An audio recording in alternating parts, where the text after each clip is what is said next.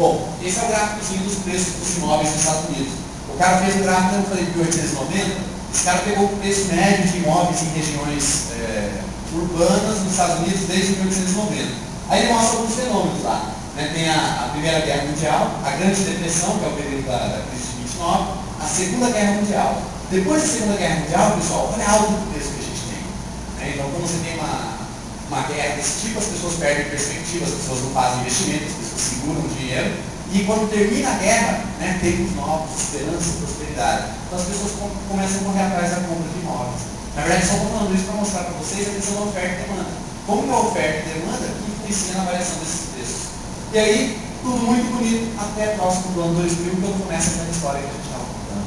Então, essa foi a alta no preço dos imóveis. Pessoal, conseguem perceber alguma diferença básica daquela última alta? Esse gráfico é logarítmico, é proporcional. Aquela alta é maior do que essa alta do meio. Vocês conseguem perceber alguma diferença no preço dos imóveis até o ano 2000, do que aconteceu anteriormente? Será que dá para perceber que essa alta é muito maior do que o valor real dos imóveis que estão sendo vendidos? Né? Será que ela não está descolando? Né? Na Segunda Guerra Mundial teve uma alta muito grande, como a gente tinha uma guerra para justificar isso. Né? Estava com um novo cenário, um novo parâmetro, pessoal. Olha aquela altura, olha a altura daquela subida de preço. Então o que acontece? De novo, a gente estava passando por uma situação especulativa. Por isso que as pessoas falam que essa crise era prevista. Não se sabia se ela ia acontecer agora, não se sabia se ia acontecer daqui a 3 anos. Mas essa crise ia acontecer em algum momento. Por quê? Porque os preços dos imóveis estavam reformando. Se os imóveis representam 40% do PIB, a economia automaticamente vai ser afetada por ela. Tá? Preciso mostrar para vocês o que vocês acham que aconteceu com o preço do imóvel depois daquele gráfico. Alguém tem alguma ideia, alguma dica? Não precisa dar uma opinião de economista. Despencou totalmente.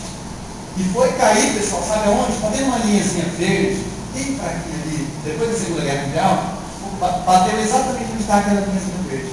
Ou seja, o valor real dos imóveis nos Estados Unidos estava seguindo uma tendência de alta, que é natural, né? Tem maior quantidade de população, tem maior demanda por imóveis, o preço vai aumentar. Mas que segue uma progressão linear, normal, durante aquele período. Então a gente teve o valor dos imóveis muito mais alto, o preço de vendas ficou muito mais alto do que o valor real dos imóveis. E isso que acarretou essa dor imobiliária. E aí eu achei esse cara muito legal. Ele escreveu esse livro, pessoal, chamado o seguinte: por que os preços, a alta de preços de imóveis nos Estados Unidos nunca vai parar? E como você pode ganhar dinheiro com isso? Esse cara, na minha opinião, tinha que ser preso. Né? Mas não, o Paulo não está vendendo muito mais livro. Né? Está dizendo o seguinte, que essa alta de preços está totalmente justificada, totalmente embasada na realidade. Escreveu um livro, e aí acho que ele publicou esse livro um pouquinho antes dessa crise que a gente está passando agora. Porque essa casa vai estar enterrada, pelo menos até a metade daquele terreno ali, quando ele publicou o livro.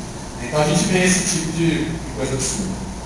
Pessoal, eu queria comentar um efeito para vocês, para justificar, mas, poxa vida, por que a gente entra em roubadas como aquela, né? Já teve a crise das tulipas, de repente todo mundo corre atrás de comprar um negócio, percebe que não tem aquele valor, desaba. Na crise de 29, todo mundo querendo comprar, as coisas querendo entrar no mercado. Compramos aquilo, de repente percebe que aquele valor, desaba. Na bolha da internet, todo mundo achando que era um excelente negócio, corre atrás de comprar, desaba. Na crise imobiliária, agora todo mundo achando que imóvel é um excelente negócio, pegando cada vez mais financiamento a juros baratos, com o preço do imóvel daquele tamanho, o negócio desaba. Tem uma explicação, pessoal, que é chamada de efeito manada. Na verdade, o efeito manada é uma explicação que não serve só para mercado de ações. O efeito manada serve também para estudos de trânsito. Já perceberam que é muito mais fácil você furar um sinal quando a pessoa da tua frente furou? Você não sente aquela vontade interna, né? Você está ali tranquilo. 11 horas da noite no sinal, com medo de ser assaltado, mas você vai respeitar, porque o sinal está vermelho, você fica esperando. De repente, o cara da frente dá aquela tranquila no sinal. Tá uma coisa lá dentro, naquela vontade, você também seguiu o que o cara fez? Então a gente se sente muito mais seguro para tomar uma decisão quando a gente sabe que a gente está compartilhando. Estou dando a explicação dos psicólogos, né? A gente se sente muito mais seguro para tomar uma decisão quando a gente sente que a gente está compartilhando o risco com alguém. Tipo assim, se a polícia me parar agora, não, mas olha, eu e ele passando, esse cara estava comigo. Então acontece, esse sentimento de segurança acontece também na bolsa de valores. Né? De repente, você estava com medo de investir na bolsa, não queria comprar, mas pô, todo mundo comprando, todo mundo falando em bolsa de valores. Eu nunca vi tanto curso de bolsa de valores do quanto é lado. Por quê, gente? Porque porque o comportamento do ser humano é influenciado por aspectos muito irracionais. Até o finalzinho da década de 90, a gente achava que o pensamento econômico dizia que o investidor é um ser racional. Mas quando começou a se estudar mais de perto, a gente descobriu que o ser humano é totalmente irracional e se comporta exatamente que nem a manada. Né? A manada de búfalos aí do desenho se move sempre todo mundo ao mesmo tempo e para o mesmo lugar. Talvez para os búfalos isso tenha funcionado durante toda a evolução deles. Agora, para o ser humano, o mercado de ações, para a compra de imóveis, seria o tamanho do problema. Porque as pessoas vão começar a comprar imóveis, vão começar a comprar ação quando elas veem o negócio subindo. Mas elas têm que perceber que em algum momento, se a alta é muito grande, tem que ter uma realização do preço. Em algum momento, alguém que comprou um negócio barato vai querer vender isso. Quando uma pessoa começar a vender, as outras pessoas vão entrar no mesmo ritmo. E aí o efeito manada que fez subir, vai também ser o efeito manada que vai fazer descer. E normalmente é muito mais rápido para entender que a gente fazer qualquer coisa. Então se você comprou 10 mil reais ontem de Petrobras, hoje você está com 94 mil.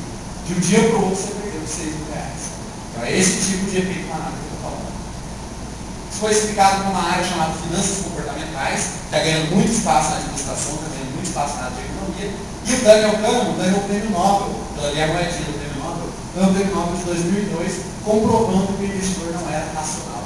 Ele tomava, na verdade, decisões totalmente irracionais e normalmente as decisões mais erradas possível, né, com o sentimento de falsa segurança, como do efeito manada. E é legal que ele explica vários outros fenômenos e efeitos também. Bom, e aí a crise e o reflexo, o impacto dela nas bolsas de valores do mundo todo. Aí eu separei alguns gráficos para vocês. O Dow Jones, pessoal, é aquele da crise de 29, principal indicador de preços de ações de empresas grandes tradicionais dos Estados Unidos. Né? Eu quero que vocês acompanhem a linhazinha vermelha. Então tem o Dow Jones, tem o Nasdaq, né, as empresas de tecnologia, tem a Bovespa, nossa bolsa de São Paulo, tem a bolsa da China, Xangai, né? Tem o Japão, a bolsa do Nikkei, tem as bolsas europeias, né? Madrid, Londres, Frankfurt, as principais bolsas. Conseguiram perceber alguma reação? Então, gente, as crises hoje em dia, muito mais do que antigamente, funcionam, tem um efeito muito parecido para todos os mercados. Hoje em dia, com a questão da globalização, com a questão da gente estar vendendo produto para todo mundo em todo qualquer lugar, faz com que as economias andem muito juntas. Por isso que de vez em quando sai uma notícia que quebrou uma empresa lá na China, isso às vezes vai impactar no nosso preço aqui. Porque pode ser que aquela empresa fornecesse esses produtos para a nossa empresa aqui. E a gente estava dependendo daquele fornecedor, o fornecedor sumiu, a gente perde o valor. Então o que acontece? O comportamento das bolsas de valores, e os gráficos que vão mostrar isso, são totalmente parecidos. Vocês podem ver que eles têm reações bastante iguais. E a linhazinha, às vezes é um pouquinho mais acentuada aqui nos Estados Unidos, mas ela afeta diretamente os outros países. Então, hoje em dia, o investidor ele tem que olhar não só para o mercado que ele está operando, mas tem que olhar também para os mercados maiores. É o que as outras bolsas de valores estão. O que está acontecendo nas outras